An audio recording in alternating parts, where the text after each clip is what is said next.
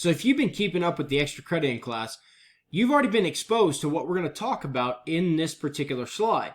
So what we're going to talk about in this particular slide is the actual futures price quotes. And every time that you log on to do your extra credit and you go to the CME Group, you're seeing futures price quotes. Well, I'm going to go through in this slide, in this short video, the terminology behind these contracts or behind these future price quotes.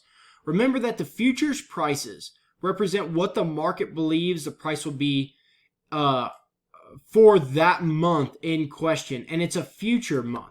So if you log on to the CME Group, you're going to see a particular contract that's dealing, or you're going to see a list of contracts dealing with March, April, May, or maybe it's going into June or December, depending on what time of the year it is and what that commodity is. You're going to be seeing these future price quotes. And if you've noticed, it goes by several different months. Well, then it gives you a price. Well, that's what the market believes. That's what the futures market believes. That price is going to be in that month. Now, does that mean that they're going to be right? No, of course it doesn't. It's a lot of buyers and sellers in this market believing that they know what the price is going to be, or they know that the price is going to be higher than what it is or lower than what it is. So they're trying to be like Tom and Bill in that last video, and they're trying to either outguess the market or they're trying to be like those speculators that I mentioned. And remember, those speculators are those who are going to own the commodity or plan on owning the commodity or currently own it. And they're trying to use this futures commodity markets to actually reduce their risk. They're trying to establish a price and they're trying to reduce their risk. Whereas a speculator is just trying to outguess that market. So let's go ahead and look at what these future price quotes are. So they begin with this concept of this contract. I'm going to reference both of these sheets real quick. And this contract is actually showing when is the month and the year for this particular contract. So when these tables were made, they were dealing with 2014. So we can see that in 2014 in March, for this particular commodity, this was the opening price, this was the high, and then this was a low. Whereas if we jump down here to October, we can actually see that the price in October, the opening price for that day, for that contract in that month of October, was actually higher than it was back in March. So in this particular commodity, they're expecting that the prices to actually appreciate or to actually go up over the course of the year. But these are estimated prices. This is what the market believes these prices are going to be. So let's go through some of this terminology. So the opening price, that is the opening price for that day. Whenever those markets open up, usually whenever we're dealing with commodities, they're opening up at either 8, 8:30, 9 o'clock in the time zone that they're located in. I think a lot of the CME Group markets will open up at 8 o'clock Central Time Zone. So we're here in the Mountain Time Zone, Casper is. So those markets would actually open up right around 9 o'clock for us.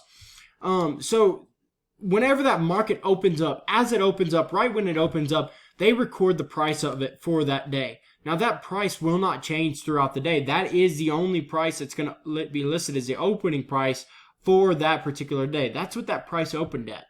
Then you get into the high bid for the day. So these are going to be showing you what is the highest that people think the prices were going to go for that particular day. So these highs are going to show what is the maximum amount of bid, what's that ceiling that it went to for that day. Whereas the low, it shows the same thing, only the opposite in terms of it's showing the low, it's showing the floor, it's showing what was the minimum bid for that particular day. Whereas the last is the most recent bid for the day. So whenever we talk about commodity prices, oftentimes this is what we're referencing. We're talking about what is the last price, what was the actual price that it's been for that particular day. What is the current price? Well, this last price is actually that current price. It's the most recent bid for that day. The change is actually something that's very interesting. We often see the change whenever we're looking at these future prices. And actually, we're seeing the change whenever we look at pretty much all commodity prices. They pretty much listed almost everywhere. So the change is the price level change between the last value and the last value for the previous trading day. So whenever this value changes, and this value changes, ladies and gentlemen, every few seconds. So what I would encourage you to do after this video, go log on to the CME Group and just watch the commodity markets for just a couple of minutes. And every few seconds, these commodity prices are going to be changing for almost every single commodity that's listed in the CME Group. So whenever they talk about this change, they're not referencing what the last bid is versus what the current bid is, or what the last bid was and what the last bid was 2 seconds ago or 10 minutes ago or even a day ago. No, it's going to be talking about the last bid from the previous day. So it's basically showing you how is the market changing from where it closed at the previous day.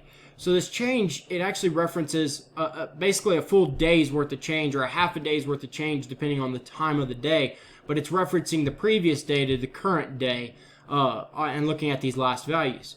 And then the last aspect, and you see this on some but not on all, is this volume. So this volume shows the number of shorts and long contracts traded for that day. So it's showing you how many contracts are actually being traded in that day. So we see that the March contract is about 930, but then you get down into this May contract and you see that it's over 10,000. And then it actually begins to fizzle out after that.